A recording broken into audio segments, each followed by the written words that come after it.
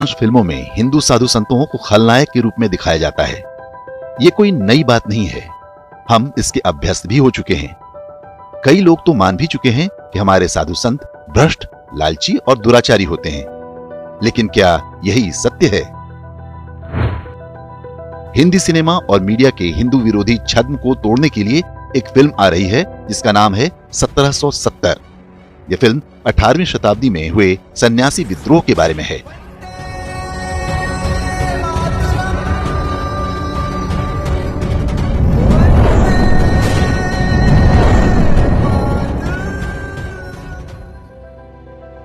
आपको यह जानकर आश्चर्य होगा कि अंग्रेजों से विद्रोह का बिगुल सबसे पहले हिंदू साधु संतों ने फूंका था। ये वो समय था जब मुगल आक्रमणकारियों का शासन अंतिम सांसें ले रहा था। देश के कई क्षेत्रों में ईस्ट इंडिया कंपनी आधिपत्य जमा चुकी थी। सन्यासी विद्रोह का केंद्र बंगाल और बिहार के क्षेत्रों में था। साधु संत अपने गांव अथवा शहर से तीर्थ स्थानों तक आते जाते रहते थे। वे रास्ते में पड़ने वाले गांवों में विश्राम करते और वहां रहने वाले कृषकों और शिल्पकारों को देश की परिस्थितियों के बारे में बताते। इससे लोगों में परतंत्रता के विरुद्ध एक जागृति पैदा हो रही थी। 18वीं शताब्दी के उत्तरार्ध का ये वही समय था जब अंग्रेजों की नीतियों के कारण बंगाल में भीषण अकाल पड़ा था। अंग्रेज समझ गए कि सन्यासियों का ये जन जागरण उनके लिए समस्या बन सकता है। ईस्ट इंडिया कंपनी ने सन्यासियों को लुटेरा और अपराधी घोषित करके उनके कहीं भी आने जाने पर प्रतिबंध लगा दिया। इससे साधु संतों में भारी आक्रोश पैदा हो गया। पूजा पाठ और भजन कीर्तन तक सीमित रहने वाले साधुओं ने धर्म स्थापना के लिए शस्त्र उठा लिए। लाखों करोड़ों लोग अकाल में भूखों मर रहे थे। दूसरी ओर अंग्रेजों के भंडार अन्न से भरे हुए थे। साधु सन्यासी अंग्रेजों के अन्न भंडारों पर हमला करके उन्हें लूट लेते थे। लूट में मिला सारा अन्न और धन निर्धन परिवारों में वितरित कर दिया जाता था। इस क्रांति का प्रभाव यह हुआ कि सन्यासी समूह जनता के बीच बहुत लोकप्रिय हो गए।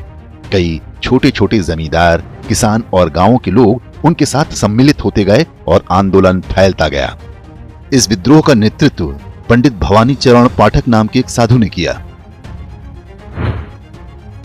अंग्रेजों ने इस विद्रोह को एक आपराधिक घटना के रूप में दिखाने का प्रयत्न किया है। उनके अभिलेखों के अनुसार सन्यासी के नाम से डकैतों के दल अव्यवस्था फैला रहे हैं। ये तीर्थयात्रियों के रूप में बंगाल के कुछ क्षेत्रों में भिक्षाटन और लूटमार करते हैं। बंगाल में अकाल के कारण इनकी संख्या में वृद्धि हुई है। भुखमरी के कारण कई किसान भी इनके साथ हो गए हैं। 50 से 1000 तक के समूह में ये लूटमार और अग्निकांड जैसे अपराध करते हैं। अंग्रेजी शासन के विरुद्ध विद्रोह मुख्य रूप से दशनामी नागाओं और गिरी संप्रदाय के सन्यासियों ने आरंभ किया था। ये वर्ष 1770 से 1777 अर्थात 7 वर्ष तक सबसे उग्र रूप में था। अंग्रेजी ठिकानों पर सन्यासियों के छापामार हमले वर्ष 1800 तक जारी रहे।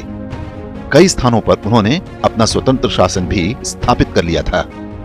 इस विद्रोह में सहस्त्रों साधु संतों ने अपने प्राणों की आहुति दी।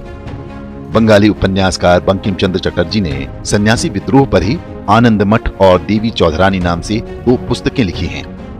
वर्ष 1882 में लिखी आनंद मठ में वंदे मातरम गीत भी है, जो आगे चलकर भारत का राष्ट्रगीत बना। अब पूरे 70 वर्ष बाद इस फिल्म से लोगों की ढेरों आशाएं जुड़ी हुई हैं। हिंदू साधु संतों के प्रति घृणा की जो नीति अंग्रेजों के समय ही आरंभ हुई थी, स्वतंत्र भारत में कांग्रेस ने उसे जारी रखा। साधु संतों को हमेशा संदेह की दृष्टि से देखा जाता रहा। अंग्रेजों से लड़ाई में उनके योगदान और बलिदान को स्कूली इतिहास में नाम मात्र का ही स्थान दिया गया है। स्वतंत्रता के ठीक बाद जवाहरलाल नेहरू ने ईसाई मिशनरी बैरियर एल्विन के साथ एक समझौता किया था, जिसके अंतर्गत नागालैंड में साधु संतों के प्रवेश पर प्रतिबंध लगा दिया गया। साधु संत ईसाई मिशनरियों द्वारा यौन शोषण और धर्मांतरण में रुकावट बन रहे थे। वर्ष 1941 में नागालैंड में एक भी ईसाई नहीं था। आज 88% जनसंख्या ईसाई बन चुकी है। बैरियर एल्विन एक पीडोफाइल था, जिसने कई जनजातीय बच्चियों का यौन शोषण किया। वर्ष 1954 में प्रयाग कुंभ के दौरान जवाहरलाल नेहरू की यात्रा के कारण साधुओं का मार्ग रोक दिया गया था। जिससे मची भगदड़ में सैकड़ों लोगों की जान चली गई थी। सरकार के दबाव में समाचार पत्रों ने ये समाचार छापा ही नहीं ताकि नेहरू की छवि खराब न होने पाए। 7 नवंबर 1966 को दिल्ली में गो हत्या पर प्रतिबंध की मांग कर रहे साधु संतों पर इंदिरा गांधी ने गोली चलवाई थी। इसी नीति के अंतर्गत वर्ष 2004 में सत्ता में आते ही सोनिया गांधी ने शंकराचार्य जयेंद्र सरस्वती को झूठे आरोपों में जेल भिजवा दिया था। बाद में हिंदू आतंकवाद के नाम पर साधु संतों का उत्पीड़न भी उसी नीति का हिस्सा था। महाराष्ट्र के पालघर में साधुओं की पीट पीट कर हत्या के पीछे जो मानसिकता काम कर रही थी वो अंग्रेजों द्वारा पैदा की गई है। ढेरों फिल्में बनाई गई हैं जिनमें साधु संतों को बच्चे चोरी करते दिखाया जाता है। साधु संत और सन्यासियों का ये खलनायकीकरण बहुत सोचे समझे षड्यंत्र का हिस्सा है। आशा है सन्यासी विद्रोह पर फिल्म से लोगों को इस देश का वास्तविक इतिहास पता चलेगा। नई पीढ़ी जानेगी कि मातृभूमि की स्वतंत्रता के लिए किसने अपना बलिदान दिया और किसने मलाई खाई। वे ये भी जान सकेंगे कि कैसे हिंदू सन्यासियों से अंग्रेजों की शत्रुता को कांग्रेस और उसका तंत्र आज भी निभा रहा है।